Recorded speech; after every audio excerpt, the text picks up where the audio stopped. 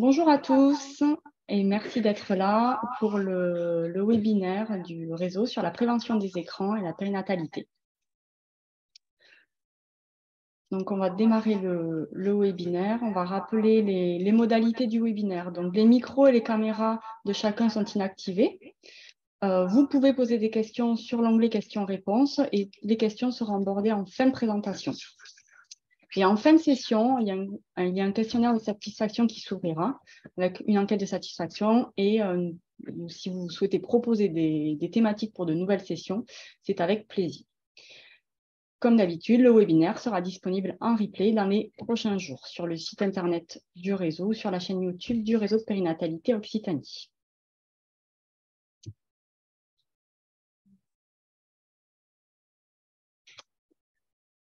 Alors, le pôle parcours périnatal du RPO, je vais vous faire une présentation rapide.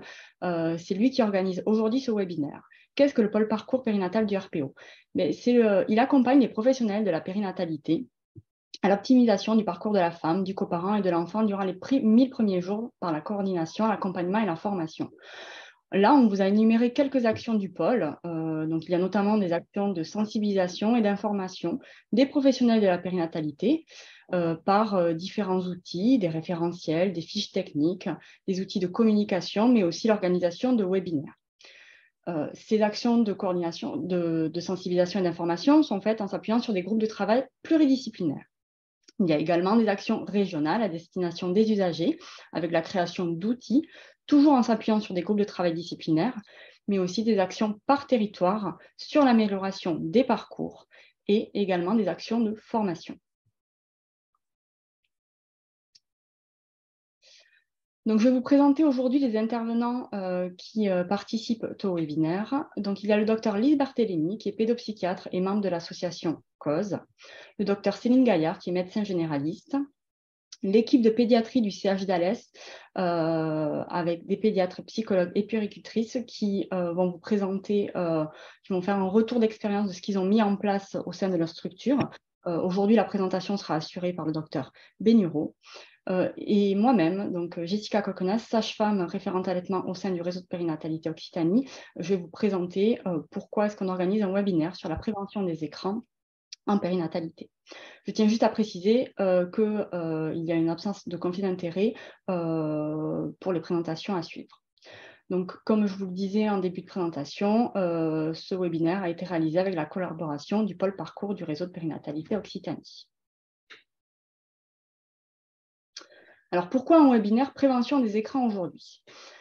Comme vous le savez tous, les écrans ont aujourd'hui une place prépondérante dans le quotidien de chacun et chacune, qui soit sous différentes formes. Il y a les ordinateurs, la télévision, le téléphone et autres. Ça s'inscrit du coup dans la politique de santé publique des 1000 premiers jours, mais également le Collège national des sages-femmes en 2021 ont réalisé des travaux. Ils ont écrit des recommandations pour la pratique clinique. Ces travaux s'inscrivent en fait sur les interventions pendant la période périnatale. Ils ont écrit 10 chapitres. Ce sont un travail pluriprofessionnel qui a été fait et ces travaux ont été axés sur la prévention. Un chapitre a été écrit spécifiquement sur le jeune enfant et les écrans. Donc moi, je vous invite fortement à aller découvrir ce chapitre qui est accessible sur le site du CNSF, où vous y trouverez des données sur le niveau d'usage des écrans chez les enfants, mais également une synthèse de la littérature scientifique. Il y a un récapitulatif des recommandations nationales et internationales. Et donc, enfin, à la fin du document, vous aurez des recommandations qui sont adaptées à la période périnatale. Si on reprend finalement les principales recommandations autour de la période périnatale, écoutez, en fait, l'idée principale, c'est la prévention. Et puis, c'est de se poser la question en tant que parent ou futur parent de quel est le propre usage des parents, de aussi investir les équipes de maternité à se poser la question de quelle est l'utilisation et l'installation des écrans dans les différentes structures. Mais également, on insiste sur les interactions et le fait de favoriser les interactions parents-enfants.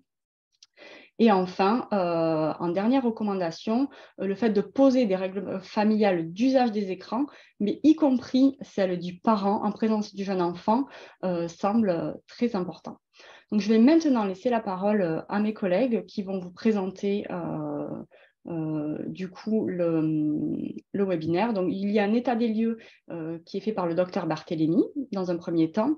Ensuite, l'équipe du CHDALES vous présentera leur projet d'équipe qu'ils ont mis au sein de leur structure côté maternité, mais également pédiatrie. Et enfin, le docteur Gaillard vous présentera une boîte à outils qui peut vous servir au quotidien dans votre pratique. On terminera par les questions-réponses. Donc, je laisse la parole maintenant au docteur Lise Barthélémy. Je vous remercie. Bonjour à tous. Je remercie le réseau de m'avoir proposé de participer et puis pour leur super organisation. Donc, effectivement, on va faire ensemble l'état des lieux. Où est-ce qu'on en est par rapport aux écrans?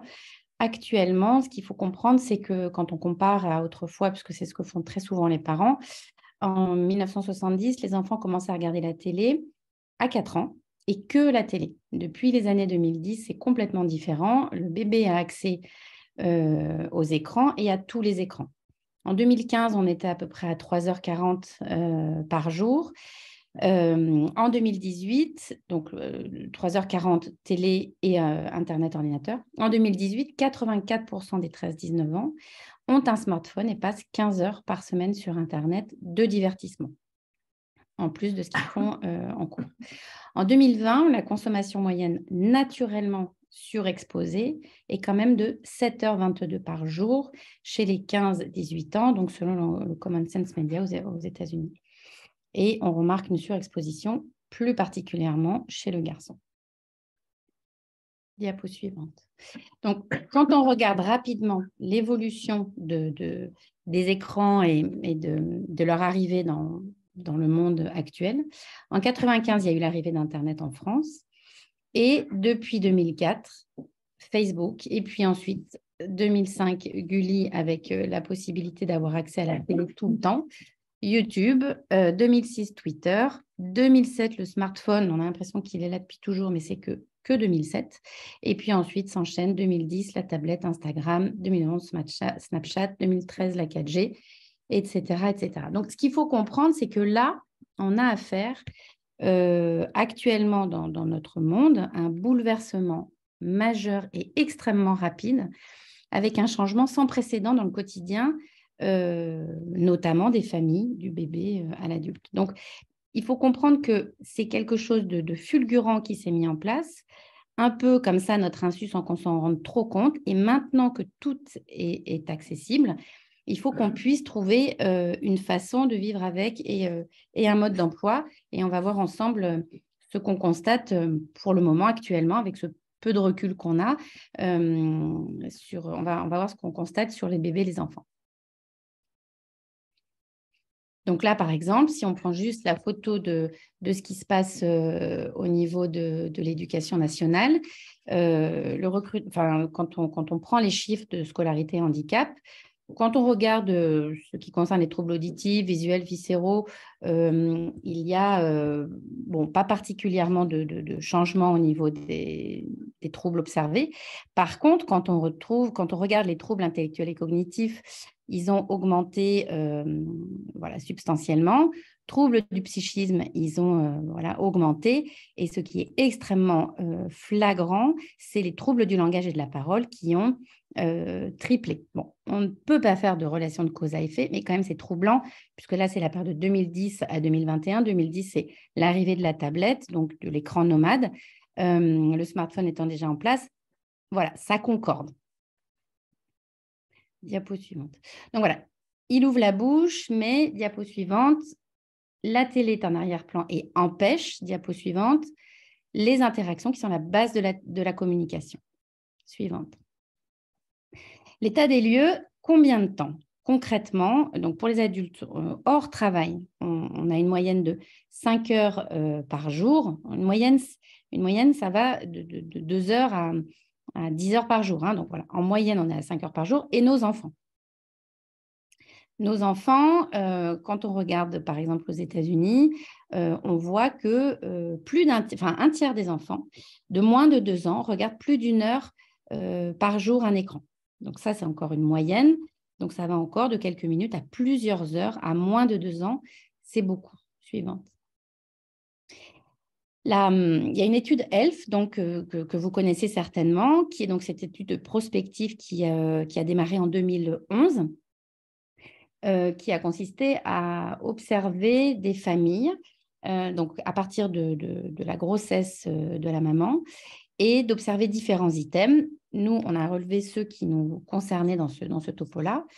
Donc, on voit qu'à 2 ans, il y a des troubles du sommeil, des troubles du spectre de l'autisme qui est en augmentation.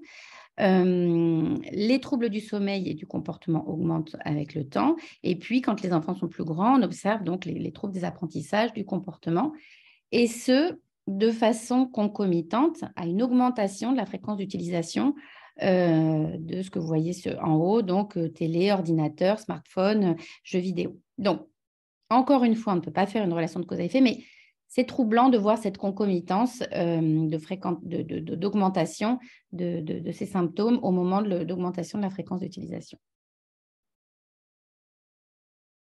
Donc, rapidement, le temps d'écran en semaine, on voit, en fait, pourquoi je détaille tous les écrans? Parce que quand on demande aux parents comment vous gérez les écrans à la maison, c'est quoi les règles? Oh, ils nous disent, oh, ça va, ils regardent un petit peu la télé. Puis ils oublient qu'il y a un petit peu de smartphone, il y a un petit peu de tablette chez papy et mamie, et puis un petit peu d'ordinateur parce que le grand frère, il regarde, et puis un peu de console parce qu'on a vu un jeu sympa. Et tout cumulé, de 0 à 2 ans et de 3 à 6 ans, on voit que ça augmente. On passe de 3 heures, ce qui est énorme, par jour, à 3h41. Et le week-end, ça augmente un petit peu, on passe de 3h20 chez les 0-2 ans, ce qui est absolument énorme, à 4 heures chez les 3-6 ans. On va voir en quoi c'est énorme et ce que ça empêche.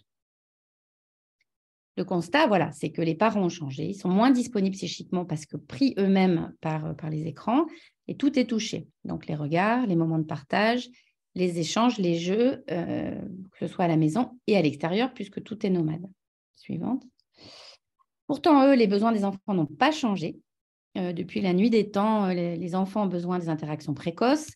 Voilà, le regard, le sourire, l'imitation, le vrai langage avec du sens et pas d'oral exploratrice qui répond voilà, de façon aléatoire en fonction de ce qu'elle a décidé, avec un adulte référent disponible et pas avec un robot. Voilà, c'est vraiment les bases d'un attachement sécure. Suivant. L'idée, c'est de réapprendre aux parents de retrouver leur bon sens et de comment apprendre à l'enfant. Le vrai jeu, la motricité fine, l'exploration en 3D, l'exploration avec les 5 sens, avec l'adulte disponible. Suivante. Il y a vraiment la nécessité qu'il utilise ces 5 sens qui donnent des outils aux petits 0 à 2 ans pour communiquer, puisqu'ils n'ont pas encore le langage, il faut qu'ils utilisent leurs autres sens. Et ensuite, le langage permet de communiquer dans l'interaction. Suivante. Les conséquences des écrans, c'est des effets qui sont intriqués, c'est-à-dire l'effet de capter l'attention, la captologie. Ça diminue les interactions parents-enfants par l'indisponibilité du parent. Donc, c'est ce qu'on appelle la technoférence. C'est les effets que produisent les interruptions ou les intrusions des écrans dans les relations. On le verra tout à l'heure dans l'exemple. Et notamment la télé en arrière-plan. Souvent, les parents nous disent « Non, on allume la télé, mais… » Ils ne regardent pas, sauf que quand on observe l'enfant en situation de jeu, régulièrement, il a un petit coup d'œil, et il entend, il est tout le temps interrompu dans la dynamique de son jeu, de sa pensée. C'est ce qu'on appelle la technoférence et qui vraiment crée des troubles de l'attention importants. Et enfin, la théorie du déplacement ou l'effet temps volé, c'est-à-dire que pendant ces 4 heures, 5 heures par jour où l'enfant est devant l'écran, non seulement il y a le contenu qu'il regarde qui peut poser problème, mais dans tous les cas, c'est du temps volé pour ses apprentissages, pour ses expériences, pour ses jeux et notamment pour le sommeil. Alors, rapidement, des observations. On a observé donc 75 mères et nourrissons de moins de 6 mois. Et on constate dans cette étude de 2017 que dans un quart des cas, les mamans sont distraites par leur portable. Donc, elles ont donc ça provoque de la technoférence entre l'enfant et le parent. La première étude là dont je vais parler, c'est 50 nourrissons âgés de 7 à 23 mois qui sont placés dans une situation expérimentale voilà, équivalente à ce qu'on appelle le still face dans un autre cadre, mais avec un portable. Et donc, on va voir dans la diapo suivante. Si ça vous intéresse, vous pouvez retrouver cette vidéo sur YouTube. C'est l'expérience donc d'une jeune maman avec son bébé qui ont une belle interaction toutes les deux. Un bébé qui doit avoir 3-4 mois, pas tellement plus. Et puis, deuxième image, elle est interrompue par une notification. Voilà. Donc, la petite tourne la tête, cherche de l'aide extérieure, commence à s'organiser un petit peu autrement. Et puis, la maman qui voulait juste regarder une petite notification, finalement regarde celle d'après, puis elle répond. Enfin bref, ça prend plus de temps sans qu'elle ne s'en rende compte forcément. Le bébé commence à donner des signes de stress, il commence à s'énerver, à se tendre, à s'agiter, à pleurer. Et la maman lâche son portable et on voit des signes d'accordage. Mais comme vous pouvez voir, le visage de la première diapo et de la cinquième, enfin de l'image, n'est pas du tout la même. C'est-à-dire que cette maman va réussir à se réaccorder à son bébé, mais avec un stress et un effort de l'enfant qui, s'il se répète plusieurs fois dans la journée, va finir par impacter son attachement, sa relation. Et dans tous les cas, cet accordage, quand il est abîmé comme ça plusieurs fois dans la journée, est de moins bonne qualité. Diapo suivante. Donc, une autre étude montre que chez 332 mères avec des enfants âgés de 2 à 6 mois, on participait à un questionnaire en ligne. C'est une étude de 2021. Et ce qu'il en ressort, c'est qu'une plus grande utilisation des écrans durant les interactions mère-enfant, donc ce qu'on vient de voir là par exemple, est significativement associée à un comportement affectif plus négatif de l'enfant et à une moins bonne qualité de l'attachement mère-enfant. Alors, on va voir après, tout ça, ça se travaille et c'est réversible, mais c'est quand même important d'avoir ces notions-là pour se dire que vraiment, réellement, maintenant, les études sont sorties, donc elles sont très récentes. Ce que je vous dis, c'est 2017, 2020, 2021. Autrefois, on nous disait, mais non, il n'y a pas d'études, on n'en sait rien. Ça y est, les études maintenant montrent ce qu'il en est. Donc, c'est vraiment important de permettre une autre utilisation des écrans pour permettre d'éviter ça et d'utiliser à bon escient les écrans. Suivante, donc ce que ça provoque, des troubles de la communication avec des troubles des interactions, des retards de langage avec des particularités, parfois un langage plaqué. Suivante, ça provoque des troubles de l'humeur, donc c'est des enfants qui ont des difficultés à gérer leurs émotions, pour lesquels se calmer avec le téléphone devient indispensable à la gestion des humeurs, des frustrations, ce qui entraîne une grande difficulté à apprendre à s'autoréguler. Et puis, il y a forcément, avec le temps, si on n'y prend pas garde, un problème de dépendance, voire d'usage problématique, qui, encore une fois, est absolument réversible quand on en prend conscience et qu'on s'attelle à la question en une semaine. Le problème est réglé de dépendance aux écrans, mais encore faut-il le percevoir pour pouvoir y travailler. Suivante. Le retentissement sur le sommeil, c'est l'effet de la lumière bleue, l'inhibition de la sécrétion de la mélatonine qui permet de s'endormir, les effets excitants. Et puis, voilà, cette abondance d'offres qui s'enchaînent ne permet pas de respirer, de digérer, et ça provoque donc un sommeil perturbé en qualité et en quantité, bien sûr, et comme je disais tout à l'heure, des problèmes d'apprentissage, de mémorisation et d'humeur. Suivante. Les retentissements sur la motricité fine.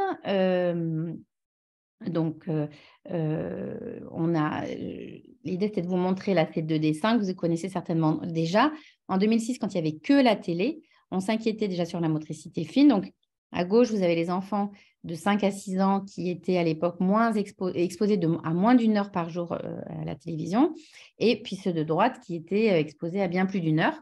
Et on voit la différence de qualité du dessin, du détail. Les yeux à droite sont surinvestis, là où à gauche, on voit des mains, des pieds, enfin, quelque chose de beaucoup plus complet. Suivante. Augmentation des troubles de l'oralité, avec des difficultés à manger variées. Et puis, voilà, il y a un problème avec le surpoids également. Donc là, cette maman, elle ne se rend pas compte que son bébé il est fixé sur son écran, sur son front, et qu'en fait, il ne se rend pas compte de ce qu'il mange. La suite. Augmentation des accidents de la voie publique, accidents domestiques, bien sûr. Suivante. Un nouveau syndrome, c'est le syndrome de la surexposition aux écrans. Donc, ce que je vous disais tout à l'heure, des troubles des interactions, parfois un retard, voire une absence de langage, des troubles de l'attention, des troubles des apprentissages, de la motricité fine, du sommeil, du comportement, de l'humeur. C'est toute une énumération de symptômes qu'on relie à la surexposition aux écrans. Suivante. Les conséquences plus générales qu'on observe dans les familles, c'est des tensions familiales et scolaires très importantes. Une médication, je pense à tout ce qui est méthylphénidate, ritaline, etc., qui sont inutiles ou utilisées de façon excessive. Une utilisation abusive du système de soins, puis un épuisement de l'école. Et encore une fois, mais à long terme aussi, des troubles du sommeil, troubles mentaux, troubles scolaires divers, et puis obésité, agressivité. Et on observe aussi, avec une addiction aux écrans, une addiction qui peut se prolonger plus tard avec d'autres drogues. Mais vraiment, il faut avoir en tête que c'est absolument réversible quand on retire les écrans aux enfants. Suivante. En pratique, c'est important de penser à un enfant surexposé aux écrans pour lesquels on va pouvoir accompagner les parents à dire là c'est trop et comment on peut, voilà, il faut arrêter les écrans, comment on peut vous accompagner à ce que votre enfant fasse autre chose que les écrans, parce qu'au bout d'un moment, ils perdent leur bon sens, les parents, ils ne savent même plus comment jouer ou proposer à jouer à leur enfant, parce que l'enfant ne le fait pas. Et en fait, en une semaine de temps, l'enfant reprend sa créativité et retrouve sa capacité à jouer. Donc, les signes d'appel très importants à avoir en tête, c'est le retard de langage dès 18 mois, le trouble de l'humeur avec irritabilité, des grosses colères, enrage à la moindre frustration, ennui, déprimé, on y pense, trouble du comportement avec opposition massive, difficulté à l'effort, impulsivité. Les troubles du sommeil, évidemment. Là, il faut questionner comment ça se passe et qu'est-ce qu'ils regardent et à quelle heure et dans quelle salle.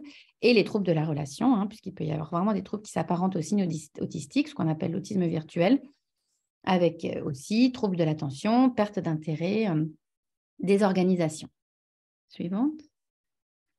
Voilà, il faut juste différencier l'utilisation éducationnelle, qui est voilà, le plaisir partagé de se regarder un petit film, un petit dessin animé, un reportage, et puis l'occupationnel, où chacun a son écran, chacun dans son coin, où on ne gère pas le temps, on ne gère pas ce qu'il regarde, et où c'est pas, voilà, c'est de façon passive et isolée. Suivante. Voilà, donc ça, c'est le collectif Cause dont je fais partie, qui est un site sur lequel vous pouvez aller via n'importe quel moteur de recherche et dont vous pouvez utiliser tous les outils qui sont à disposition. C'est un collectif de bénévoles qui permet vraiment de faire de la prévention. Il en existe d'autres, mais moi, je fais partie de celui-là, donc je vous en parle aujourd'hui. Suivante. Voilà, et notamment, il y a des affiches qui sont proposées et j'ai mis en lumière particulièrement celle-là qui concerne particulièrement le bébé. Donc, c'est ne cherche pas votre bébé sur Insta, il est dans vos bras. Et ça paraît totalement évident, mais ça permet de mettre en lumière que quand on donne le biberon, voilà, c'est important qu'il n'y ait pas d'écran. Quand on joue, que l'écran soit éteint. Voilà, ça paraît du bon sens, mais parfois les parents ont besoin qu'on leur redise tellement l'écran est omniprésent et que voilà, les messages de prévention sont pas encore suffisamment clairs et partout, en tout cas pas au niveau national. Localement, on fait tous des choses, mais au niveau national, c'est pas encore bien clair. Du coup, cette affiche, je la trouve particulièrement intéressante. On l'a travaillée l'année dernière. Suivante. Voilà. Et puis, pour les parents, pour les professionnels, il y a un documentaire qui est très intéressant, qui est pour le moment disponible sur Netflix, qui s'appelle « Derrière nos écrans de fumée », qui permet de comprendre un peu comme ça tous les mécanismes et les mises en place de ces réseaux sociaux notamment. Et puis, voilà, il y a plusieurs choses que vous pouvez retrouver. Il y a des rediffusions qui sont disponibles sur le site. Et voilà. Je vous remercie. Merci beaucoup, Lise, pour cette présentation claire. Voilà, J'espère que ça aura intéressé les participants. Maintenant, je vais laisser la parole au docteur Benuro, qui est pédiatre au CH d'Alès, qui va vous présenter un projet d'équipe. Voilà le projet qu'ils ont mis en place au sein de leur maternité, service de pédiatrie, néonatologie. Bonjour à tous, donc je suis Aurélia Benuro, je suis pédiatre à l'hôpital d'Alès ainsi qu'au CAMS. Je partage mon temps entre les deux établissements. On a effectué cette présentation avec ma collègue et chef de service Marie-France Durand, ainsi qu'avec les puéricultrices Elisabeth Gerzou, Marianne Vernet et la psychologue du service de pédiatrie et de maternité, Julia Bougineau. Donc voilà, je vous présente le service rapidement. Il y a une maternité de type 2A avec 30 lits pour les mamans, environ 1200 accouchements par an. Il y a une néonatologie avec 6 lits dont une chambre mère-enfant et puis un service de pédiatrie classique avec 14 chambres individuelles. On a environ 1500 à 1600 entrées par an. Il y a une salle de jeu, une salle pour les ados et une salle à manger. Voilà, donc là, c'est des photos rapides, la bibliothèque, la salle de jeu, l'espace pour les tout petits dans un coin de la salle de jeu. Voilà, c'est juste pour illustrer un peu le service. Voilà. Quel constat on a fait? Bon, je vais faire un peu d'érudite avec ma collègue Dr Barthélémy, mais on a constaté quand même dans notre service, en pédiatrie comme en maternité, une exposition massive aux écrans. Les mamans, en effet, sont souvent sur leur téléphone pendant l'allaitement. Les papas ou les mamans aussi pendant qu'elles donnent les biberons ou qu'ils donnent les biberons. Ou alors avec la télévision. On constate aussi, moi en maternité, je passe dans les chambres pour faire la visite pédiatrique et je vais dire environ 2 fois sur 3, la télévision est allumée quand je rentre, allumée en arrière-plan, en bruit de fond. Et ce qui me surprend beaucoup aussi, c'est que non seulement elle est allumée, mais en plus, les parents ne l'éteignent pas de façon spontanée quand j'entre en disant « Bonjour, je suis la pédiatre, je viens examiner votre bébé » et je dois leur demander de le faire. Ça donne un peu une idée de ce qui doit probablement se passer à la maison avec une télévision qui est tout le temps allumée, en bruit de fond, quel que soit ce qui se passe à la maison. On a même aussi parfois des parents qui souhaitent filmer les soins et les partager en direct, en visio avec la famille, au lieu d'être là pour rassurer l'enfant pendant la prise de sang, pour le réconforter. Ils sont sur leur smartphone et filment. On a aussi les enfants qui sont devant la télé ou devant la tablette pendant les repas, ou souvent quand même pour faire passer le temps pendant l'hospitalisation, des enfants qui sont devant les écrans. On a aussi parfois aussi des télévisions qui sont allumées toute la nuit. On rentre dans la chambre à minuit parce que l'enfant a de la fièvre, etc. On se rend compte que la télévision est encore allumée. Et puis, on a aussi un phénomène de double écran, voire de triple écran, c'est-à-dire que la maman est devant la télévision et sur son téléphone, l'enfant est sur sa tablette dans le lit à barreaux, et il n'y a aucune interaction et beaucoup de bruit. On a aussi l'impression qu'il y a une diminution des interactions entre les enfants et les parents, ça on le constate nettement. Ils sont moins en train d'interagir les uns avec les autres, moins dans le jeu, en tout cas dans le jeu qui n'implique pas la tablette. Et puis, on repère régulièrement ces enfants dont a parlé de Dr Barthélémy, des grandes intolérances à la frustration, voire des symptômes avec des troubles de la relation qui peuvent évoquer des troubles du spectre de l'autisme. Et quand on pose la question aux parents, on retrouve cette surexposition aux écrans, des enfants qui peuvent passer toute la journée devant la télévision. Moi, je les vois également, ces enfants-là, je les vois au CAMS, ils sont adressés pour suspicion de troubles du spectre de l'autisme. Et puis, quand on interroge les parents sur l'habitude des écrans, on le fait systématiquement. Hein. On a des parents qui nous disent il est tout le temps devant la télé, mais tout le temps du matin au soir. Et ils ne sont pas au courant que ça peut avoir des effets délétères. Et puis, on constate que certains soignants sont en difficulté pour questionner les habitudes, pour conseiller au sujet des écrans. On a mis en place un recueil de données, enfin, il y avait déjà un recueil de données, mais on l'a modifié. On va en reparler tout à l'heure, où on pose systématiquement la question aux parents de quelles sont les habitudes des écrans à la maison. Et puis, on réalise que parfois, cette case, elle n'est pas remplie, elle n'est pas cochée. La personne qui a fait l'admission de l'enfant n'a pas osé, n'a pas souhaité poser la question. Et on s'est dit qu'on allait essayer d'agir à ce niveau-là. Qu'est-ce qu'on a déjà fait? Alors, on n'a pas fait assez, mais on a quand même fait quelques petites choses. On a aussi des projets. Ce qu'on a fait, c'est qu'on a rendu la télévision payante. Elle était gratuite. C'est 4 € par jour. Ce n'est pas grand-chose, mais il faut quand même les sortir. Et puis, il faut faire la démarche d'aller à l'accueil, demander à activer la télévision. Donc, ça limite un petit peu. Il n'y a pas de Wi-Fi dans les chambres d'enfants en pédiatrie. On a éloigné la télévision, c'est-à-dire qu'avant, elle était sur un bras qui était vraiment à portée de l'enfant, juste en face. Et maintenant, elle est sur le mur à l'autre bout de la pièce. On a mis en place ce recueil de données systématique qui questionne les habitudes des enfants par rapport aux écrans. Ça permet d'ouvrir le dialogue, d'ouvrir la réflexion. On se rend bien compte, quand on pose la question et qu'il y a un ado dans la pièce, on se rend bien compte que c'est un sujet tendu à la maison. Quand c'est un tout petit, parfois les parents se regardent et disent tu vois, je te l'avais bien dit. Ça permet au moins d'ouvrir la discussion, d'ouvrir le dialogue. La bibliothèque est à disposition dans salle de jeu pour tous les enfants qui peuvent se déplacer, ceux qui ne sont pas isolés, qui ne sont pas perfusés. Et pour les autres, on a mis en place ce chariot. Vous avez la photo, il y a d'autres tiroirs. Un chariot mobile avec des activités manuelles qui sont proposées en chambre.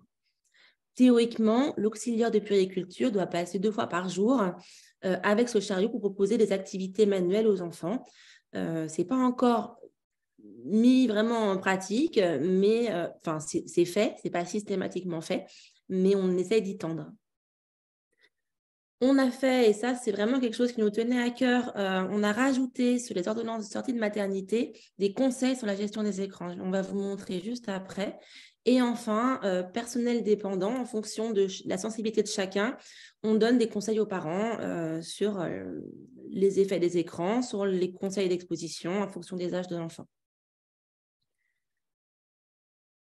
Ouais. Voilà, ça c'est le recueil de données. Donc, il y a 2 pages. Ça, c'est la seconde. Il y a 11 catégories et une qui est sur comment l'enfant se divertit. Qu'est-ce qu'il fait comme jeu? Qu'est-ce qu'il fait quand il est à l'extérieur? Et puis, les écrans. Quand, où, lesquels, en semaine ou en week-end. Rien que poser la question, parfois, on se rend compte de ce qui se passe. Il y a évidemment beaucoup de parents qui sous-estiment, qui disent oui, 1 heure ou 2, puis finalement, c'est 4 ou 5. Et puis, il y a des parents qui n'ont pas l'arrière-pensée qu'on va leur dire non, c'est pas bien. Et du coup, qui disent oui, toute la journée. Moi, j'ai déjà des parents qui m'ont dit, elle avait 2 enfants, 6 mois et 2 ans. Elle me dit, je les mets tous les 2 dans la chaise haute, devant la télé, comme ça, ils ne bougent pas. Et c'est vrai, sans avoir aucune idée que ça pouvait avoir un effet vraiment délétère sur le développement de son enfant. Et ensuite, cette ordonnance de sortie de maternité, donc c'est l'ordonnance classique qu'on donne à toutes les mamans. On a laissé, bien entendu, la biséptine, les vitamines, le cycalphate et compagnie. Et on a rajouté à la fin une petite case, gestion des écrans. Évitez d'utiliser votre smartphone ou un autre écran quand vous vous occupez de votre bébé, de façon à bien le regarder dans les yeux et lui parler. Évitez de laisser la télévision allumée dans la pièce où est votre bébé, même s'il ne la regarde pas. Ça nous semblait évident de le rajouter pour au moins que ce soit dit à toutes les mamans, c'est-à-dire que les sages-femmes à la sortie de maternité vont le lire aux mamans qui sortent je dis aux mamans mais aussi aux papas, aux parents à la sortie d'hospitalisation. Et du coup, le sujet va être abordé. C'est vraiment, je l'ai déjà dit, mais j'ai vraiment beaucoup de parents qui me disent mais on ne savait pas du tout qu'il ne fallait pas. Nous, on a beaucoup regardé la télévision, on s'est dit que notre enfant pouvait la regarder, et de toute façon, on aborde aussi souvent le sujet de qu'est-ce qu'on fait de ces enfants quand on est à la maison H24 avec ses enfants, qu'on n'a pas trop d'idées pour les occuper, que quand ils ne sont pas devant la télé, ils demandent beaucoup d'attention, qu'on doit faire le ménage, qu'on doit faire à manger. Et c'est vrai qu'on a vraiment souvent des mamans, moi j'en vois souvent notamment au CAMS, qui me disent leur enfant passe des heures et des heures et des heures devant les écrans. On a comme projet de créer des affiches. Alors, on sait qu'il y en a déjà pas mal qui existent, mais on voudrait en créer des spécifiques pour mettre dans les services de maternité et de pédiatrie. Une première affiche qui explique les effets délétères de la surexposition aux écrans des enfants pour les tout-petits et pour les ados. Une affiche qui explique les impacts de l'exposition aux écrans des parents pour vraiment prendre cette conscience-là que si l'enfant ne regarde pas la télévision, mais que nous, on est tout le temps sur notre smartphone, finalement, ce n'est pas beaucoup, beaucoup mieux. Et puis, les conseils, les règles de vie, la quantité, les écrans adaptés pour les moins de 3 ans et pour les enfants et les ados. On voudrait donner systématiquement le questionnaire de l'association Cause sur l'exposition aux écrans.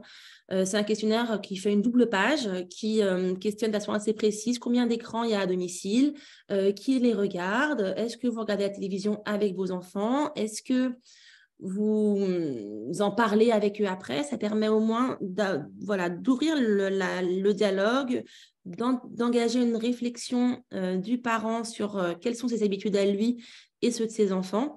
On n'a pas l'idée forcément après d'en traiter les données, mais déjà rien que le donner aux parents, leur proposer de le remplir et en parler avec eux, ce serait déjà bien. Et enfin, on voudrait former l'ensemble des personnels soignants du service sur les effets des écrans en pédiatrie comme en maternité, afin que tout le monde soit sensibilisé au sujet et soit plus confortable pour en parler avec les familles.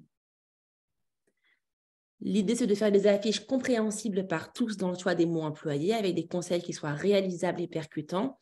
On voudrait aussi expliquer de façon claire la responsabilité des écrans, la part possible de responsabilité des écrans dans les anomalies de développement.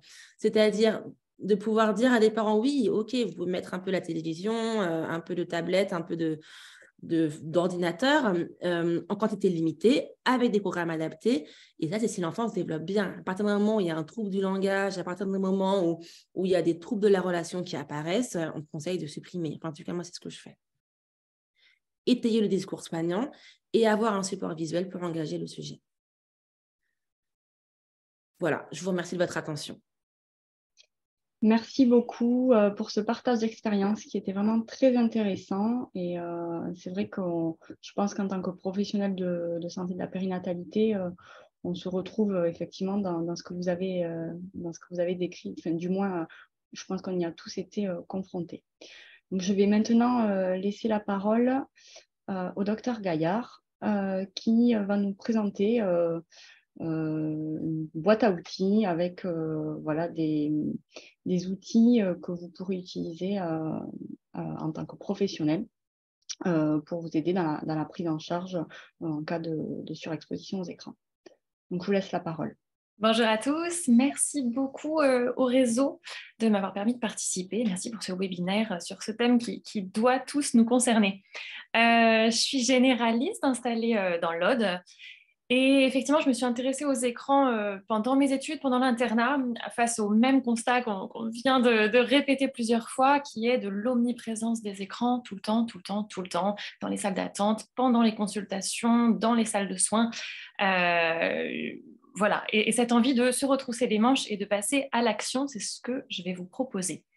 Alors, mon travail de recherche, j'ai réalisé ma thèse in fine sur ce thème. Il a porté sur l'évaluation des connaissances des parents. On avait conscience déjà au moment de cette thèse de l'exposition massive, même des très jeunes enfants. Notre question à nous, c'était de savoir, mais qu'est-ce qu'en savent les parents? Est-ce qu'ils sont informés on a l'impression que ce n'est pas le cas, mais est-ce qu'ils sont informés des effets des écrans sur la santé de leurs petits? Ça a été réalisé donc à l'île de la Réunion, chez 300 médecins, non pas 300, 30 médecins généralistes répartis sur toute l'île et donc pour toucher le maximum de gens et de types de population. 275 parents ont accepté de participer.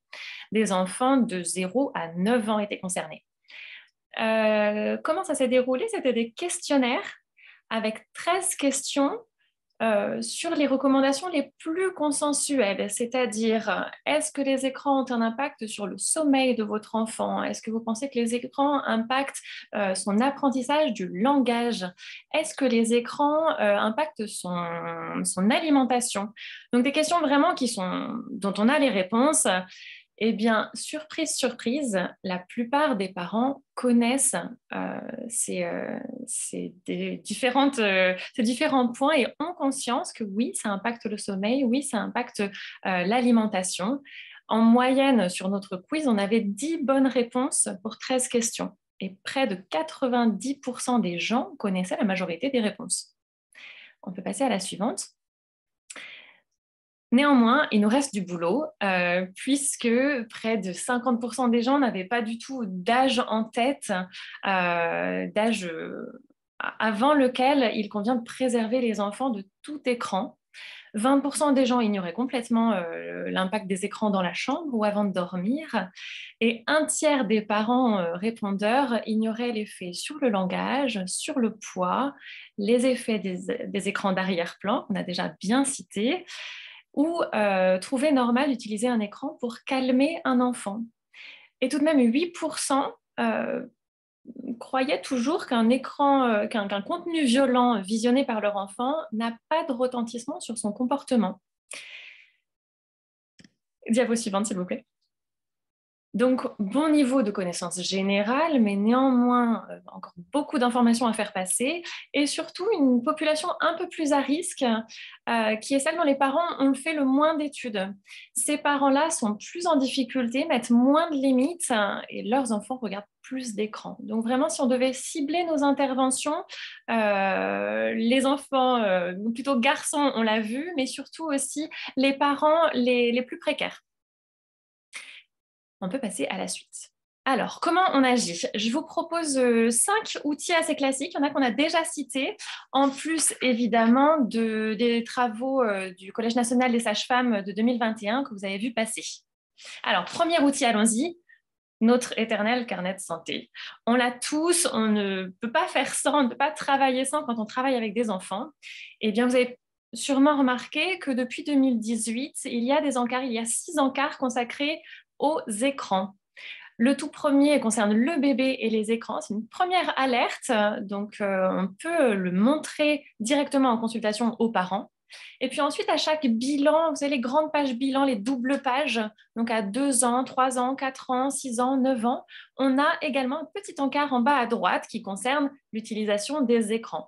Donc ça peut être un premier support qui demande pas d'effort puisqu'on l'a tous entre les mains à un moment donné pour entamer la discussion écran. Allons-y pour la suite. Vous avez probablement déjà croisé cette campagne d'information 3, 6, 9, 12 du psychiatre Serge Tisseron. Ça fait près de 10 ans maintenant qu'elle circule.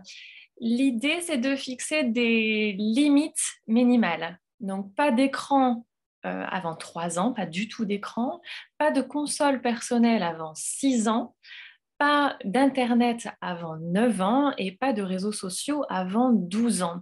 Alors attention à ne pas en faire une règle permissive, ça n'est pas à partir de 3 ans tout est permis, mais vraiment c'est plutôt pour fixer un début de règle aux parents qui vraiment n'ont pas du tout commencé cette démarche. Dans les nouvelles campagnes de prévention que ce réseau a lancées, vous avez cette affiche qui est à droite qui propose de consommer les écrans comme les aliments, c'est-à-dire avec modération. On a probablement le droit de goûter à tout, mais pas de dévorer en quantité illimitée tous les aliments. Pareil pour les écrans. Donc pourquoi pas afficher en salle d'attente, c'est ce qu'on fait chez moi. Alors, un de mes outils préférés en consultation pour faire vraiment une intervention brève, c'est-à-dire amorcer la problématique des écrans avec les parents quand on a peu de temps, c'est les 4 pas pour mieux avancer de Sabine Duflo, qui est psychologue clinicienne. Ces 4 pas, c'est des temps fondamentaux ou des endroits fondamentaux à préserver de présence écran. Donc, pas d'écran le matin, avant l'école ou avant la garderie, pour vraiment ne pas entamer toute la capacité de concentration des enfants. Pas pendant les repas, on l'a déjà évoqué, mais les repas, c'est un temps essentiel d'apprentissage pour un enfant, donc vraiment à éviter de tout écran. Pas d'écran avant de se coucher, de même, c'est un temps très important pour se calmer, se recentrer et aborder la nuit calmement. Et pas d'écran dans la chambre, ça se rejoint évidemment. Donc ces 4 temps-là, ces 4 pas-là, ils sont très faciles à proposer aux parents. C'est que moi, je les imprime, je les colle facilement dans le carnet où on les cite ensemble régulièrement. Alors, c'est quoi les 4 fondamentaux à éviter? Voilà, donc trèfle à utiliser sans restriction. Le COS, évidemment, on l'a toutes cité dans les 3 interventions, parce qu'on y trouve des informations essentielles. Ce formulaire, c'est celui qui a été évoqué juste avant. C'est ce formulaire de 2 pages qui permet de faire un gros bilan avec les parents sur leurs habitudes d'utilisation, également parentales. Quels sont les écrans au domicile, combien de temps on les utilise, dans quel endroit. Et puis, notre positionnement. À la fin, on demande aussi aux parents, est-ce que c'est trop? Est-ce que c'est bien comme consommation? Alors moi, il est inutilisable en consultation. Par contre, je le donne facilement aux parents pour qu'ils me le remplissent pour la fois suivante. Ce qui permet qu'ils fassent un point à la maison, qu'ils fassent une séance, une réunion avec l'enfant, alors comment nous, on utilise les écrans. Et puis, on refait le point. Allons-y pour la suivante. Et ce fameux site Déclic Écran, je ne sais pas si vous le connaissez déjà, qui a été réalisé par le docteur Gauthier Duré, médecin généraliste. C'est un médecin qui, on l'espère, va s'installer en Occitanie. En tout cas, il a fait ses études dans la région. Et il nous propose une information aux professionnels de santé avec plusieurs outils pour les professionnels de façon ludique et pour les parents, directement utilisables par les parents, avec cette thématique de proposer un conseil minimal écran, comme on le fait pour le tabac. Eh bien, même chose pour les écrans. Plus on l'aborde et plus on a de chances de trouver des règles et de limiter notre consommation. Allons-y pour la suivante. Oui. Alors, ce conseil minimal, comment ça se passe? Eh bien, une question ouverte. Comment utilisez-vous les écrans à la maison? Proposer d'imprimer une fiche conseil, il y en a pour différents âges, on va les voir juste après. Relire cette fiche avec les parents permet, quand on n'a pas vraiment d'idée, nous, de comment aborder la thématique, et bien d'avoir un support. L'idée, évidemment, ça n'est jamais de culpabiliser les parents, de diaboliser l'usage, c'est plutôt d'accompagner, de reprendre conscience de notre utilisation commune et puis de refixer les règles. Passons à la diapo suivante. Voilà les exemples de fiches conseils proposées. Donc, une dès la naissance, une avant 3 ans, et il y en a pour tous les âges jusqu'à l'adolescence, sous un format assez ludique.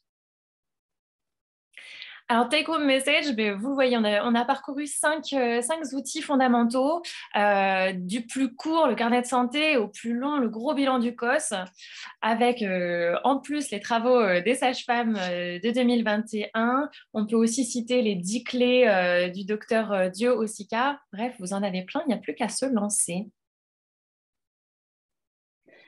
Merci beaucoup, Dr Gaillard, pour cette présentation et pour tous ces outils. C'est vrai que quand on cherche, on se rend compte quand même qu'il y a pas mal d'outils qu'on peut utiliser facilement au quotidien. D'autres ressources pour approfondir, donc là plutôt des livres. On a repris en fait, voilà, chaque intervenant a proposé plusieurs ressources biblio, donc que ce soit pour les tout petits ou pour les plus grands. Donc on vous donnera bien sûr les références où ça sera disponible. Mais je vous invite à vous y pencher dessus. Il y a également des ressources qui sont un peu plus ludiques, enfin des jeux. Il existe des jeux, diapo suivante. Voilà, des jeux qui existent pour pouvoir jouer sans écran ou pour pouvoir bien gérer les écrans avec les enfants. Également une application quand les écrans deviennent neurotoxiques qu'on peut télécharger sur le mobile. Voilà un petit peu pour toutes ces ressources. On va pouvoir maintenant passer aux questions-réponses.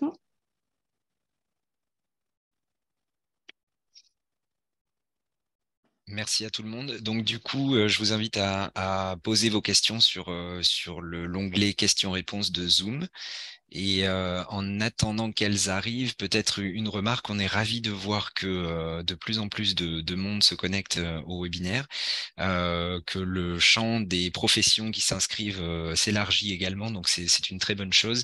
Et une petite remarque, beaucoup de professionnels se sont pas forcément reconnus dans le questionnaire d'inscription, notamment au niveau de la profession, et donc c'est quelque chose dont on va tenir compte et on est ravis de vous avoir avec nous, donc on va élargir élargir un peu le champ des professions qui s'inscrivent à nos webinaires.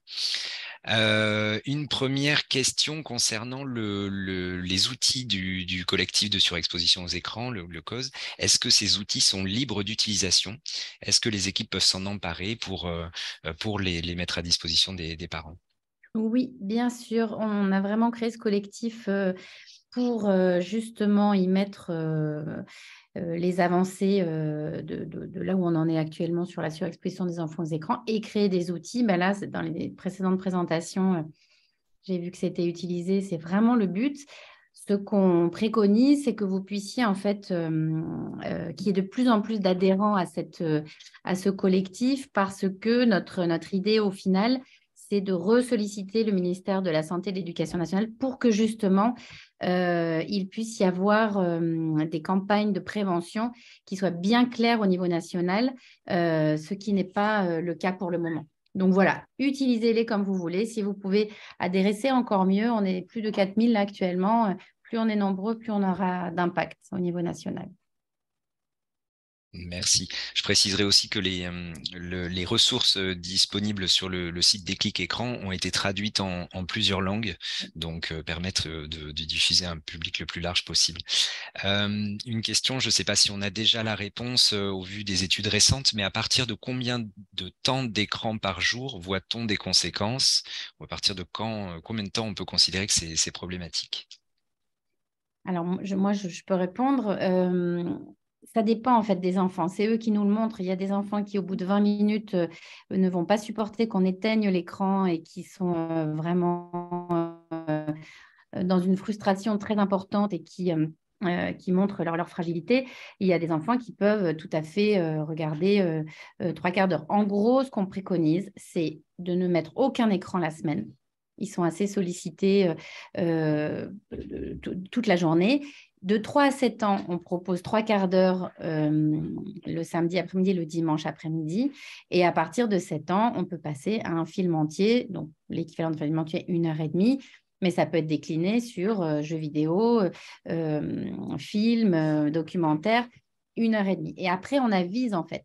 Et ce qui est très important, c'est en ça que c'est très important que l'enfant soit accompagné, c'est-à-dire que c'est l'adulte qui va réguler, voir si il peut regarder 20 minutes. Un enfant de 10 ans peut ne pas supporter plus d'une demi-heure.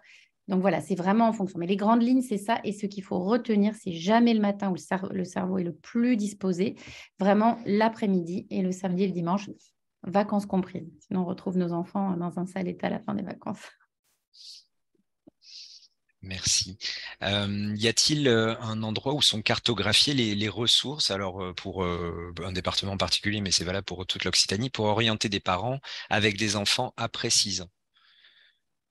Alors, après 6 ans spécifiquement ou pas, mais ou orienter des parents qui seraient en demande avec des enfants plus âgés? Mais par rapport à quoi? Par rapport à la surexposition? Par rapport Oui, à tout à fait. l'utilisation? Oui, oui. Qu'est-ce que vous conseilleriez à des parents qui se présentent avec un enfant voilà, dans ce cas-là, c'est plus de 6 ans, mais qui souhaiterait une prise en charge? Ben, ils peuvent venir consulter, mais je pense que ce soit en pédiatrie, chez mes collègues d'LS par exemple, ou avec moi. Et après, on avise en fonction. Disons que c'est une consultation a priori tout venant, on va dire. D'accord. Moi, je suis un peu plus spécialisée là-dedans par la force des choses, mais voilà. Ok. Docteur Gaillard, en médecine générale, est-ce que vous proposez une consultation spécifique sur ce sujet? Non, non, moi, j'ai pas créé de consultation spécifique. Par contre, j'aborde vraiment cette thématique-là. Honnêtement, c'est mon tabac des enfants. C'est-à-dire que pour le tabac, on l'aborde systématiquement chez les adultes. Chez les enfants, pour moi, il faut systématiquement aborder la thématique des écrans. Et les premières consultations, ça va être une découverte. Et ensuite, en fait, on ravive systématiquement cette envie de poser des limites, de retrouver des règles plus saines pour leurs enfants. Donc, il n'y a pas de consultation majeure. Pour moi, ça se joue dans la longueur et dans le suivi. C'est-à-dire qu'il va falloir réadapter à chaque âge de l'enfant, à chaque phase d'apprentissage pour pour qu'il ait son équilibre à la maison. Pas de consultation dédiée. Honnêtement, beaucoup de professionnels commencent à aborder cette question, en tout cas autour de moi.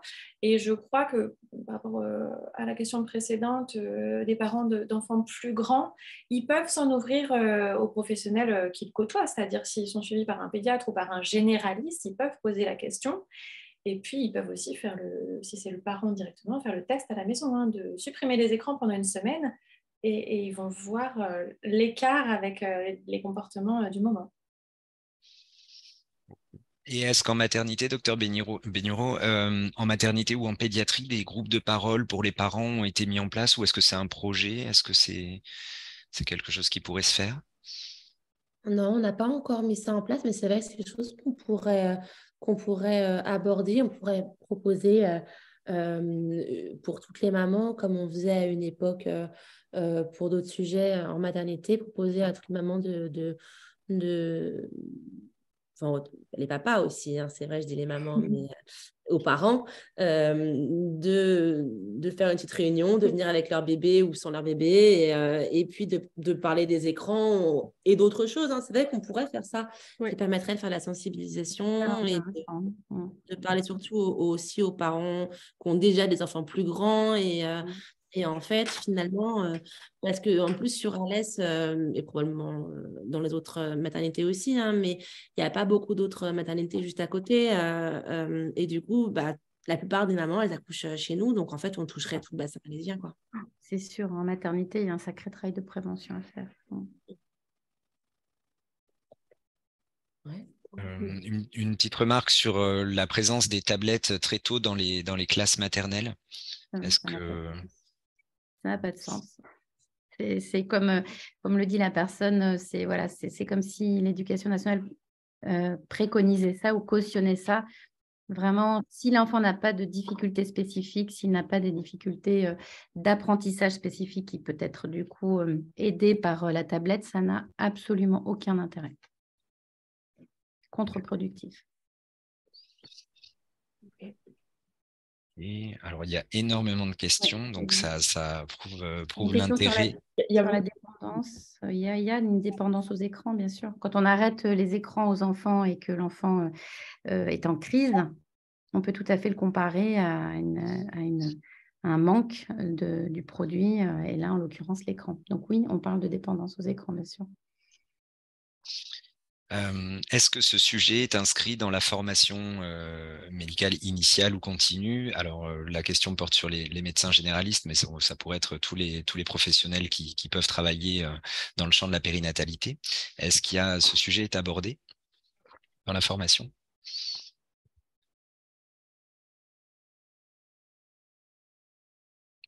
Vous pouvez répéter la question, excusez-moi, je lisais une question, je suis désolée, je n'ai pas suivi.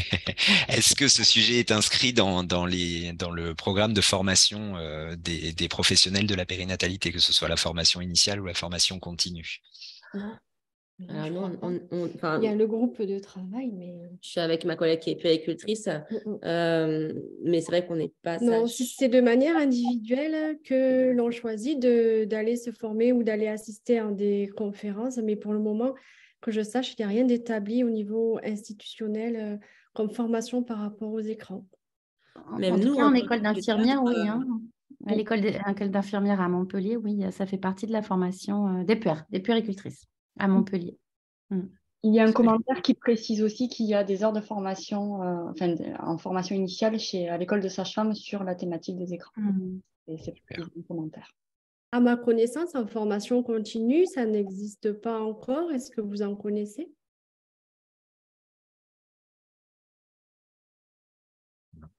Moi, j'ai donné des formations à des médecins généralistes, oui, dans le cadre de la MFMC, mais est-ce que c'est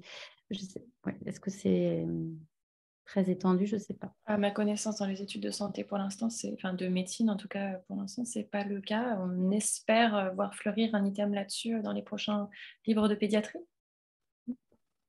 Est-ce que tu peux répondre à une question sur l'arrêt net ou progressif? Oui, j'allais vous la lire. Ah, super, merci. Très bien. C'est net, en fait. Il faut arrêter net les écrans et ne les proposer que le samedi et le dimanche après-midi. Par contre, il faut vraiment bien accompagner l'enfant. C'est-à-dire que cette semaine-là, le parent vraiment prévoit de faire des pâtes, du riz. Enfin, il ne peut pas être sur tous les fronts, donc il ne cuisine pas. Il est vraiment complètement disponible pour l'enfant qui sera vraiment en crise et il risque d'être énervé, tendu, crier, pleurer, réclamer ce à quoi il est habitué depuis des jours et des jours, voire des mois. Et donc, on l'accompagne, on sort, on ressort les jeux, on joue avec eux, on cuisine, voilà. Mais c'est absolument net du jour au lendemain. On lui explique. Il faut que les deux parents soient d'accord, sinon c'est trop compliqué. On explique et on accompagne. En gros, en une semaine, c'est quasi réglé. En 2 semaines, c'est complètement réglé. Et on continue à préconiser le samedi après-midi, le dimanche après-midi, si l'enfant le supporte. Si ça le met là aussi en crise, à ce moment-là, on le protège le samedi et le dimanche également.